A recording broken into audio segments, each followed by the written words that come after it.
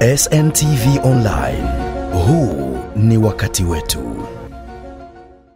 Makamu wa pili wa rais wa Zanzibar Alhaji Hemed Suleiman Abdullah amewaongoza viongozi wa serikali, chama, wanafamilia, Waislamu na wananchi wa Zanzibar kwenye dua maalumu ya hitma ya kumwombea aliyokuwa rais wa kwanza wa Zanzibar marehemu Sheikh Abeid Amani Karume. Alhaji Hemed aliongoza hafla hiyo kwa niaba ya rais wa Zanzibar na mwenyekiti wa Baraza la Mapinduzi Mheshimiwa Dr. Hussein Ali Mwinyi, hafla iliyofanyika afisi kuu CCM Kiswandui mjini Zanzibar. Katika hafla hiyo, makamu wa pili wa rais wa Zanzibar alipata fursa ya kuzuru kaburi la hayati mzee Karume, ambapo viongozi wa madhehebu mbalimbali walipata fursa ya kumwombea dua kiongozi huyo.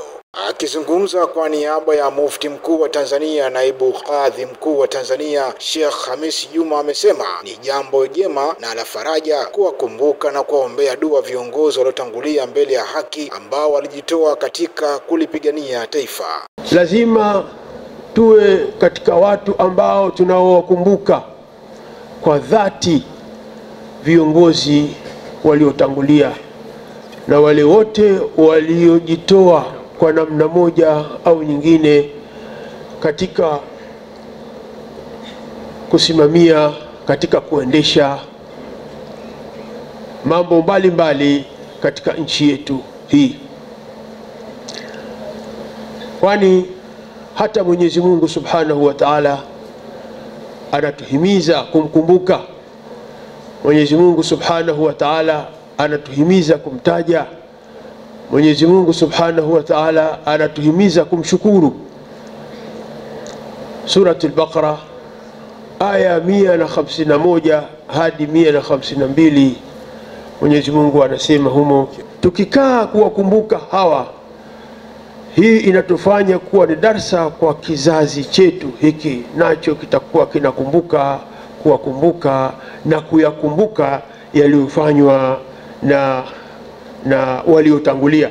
Akimzungumzia hayati mzee Karume, makamu mwenyekiti wa CCM Tanzania Bara Stephen Masato Wasira amesema kiongozi huyu alijitoa katika kuwapigania Wazanzibari kuondokana na dhuluma pamoja na kusimamia haki, usawa na uzalendo katika kulijenga taifa, na ndiyo sababu kubwa ya kufanyika kwa mapinduzi matukufu ya mwaka 1964.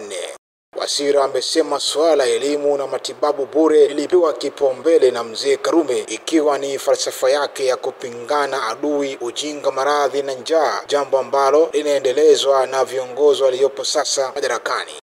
Tukamuona kumsalimia, maana ndio tulikuwa tunakuja katika mfumo. Akatuambia maneno yafuatayo: vijana wa Tanzania, fanyeni mambo makubwa kwa nchi yenu kabla hamjafa. Na mwaka uliofuata yeye aliuawa baada ya kuwa amefanya mambo makubwa kwa nchi yake.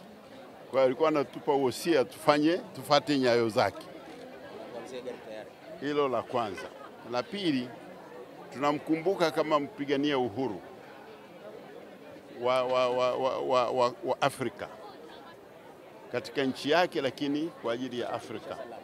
Alikuwa anahudhuria mikutano yote ya Pan-Africanism ambayo ilikuwa inaleta viongozi wapigania uhuru wote wa Afrika. Uongozi uliofuata unaendelea, kwa sababu tunajaribu kuleta watu, uongozi unajaribu kuleta watu pamoja, na hiyo ndio Karume aliyotaka, kwa sababu mapinduzi aliyafanya kuondoa dhuluma zile.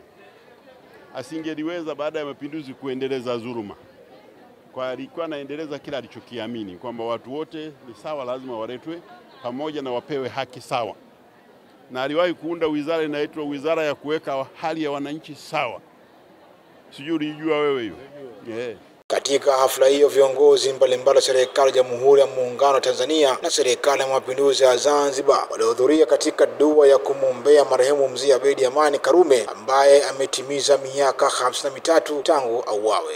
Subscribe, bonyeza alama ya kengele kupata habari nyingine kama hizi. Pia usisahau kulike na kushare. SNTV Online.